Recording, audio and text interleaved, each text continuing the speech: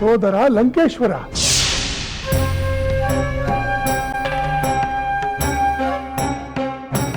ಕುಂಭಕರ್ಣ, ಪ್ರಿಯ ಸೋದರ,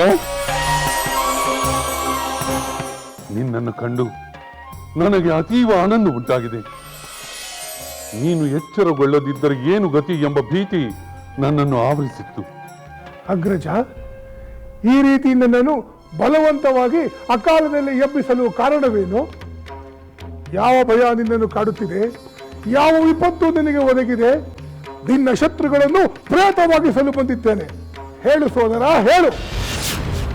ಮಹಾಬಲ, ನನಗೆ ಭಯ ಪ್ರಾಪ್ತವಾಗಿರುವುದು ದೇವದಾನವರಿಂದಲ್ಲ, ನರವಾನರರಿಂದ.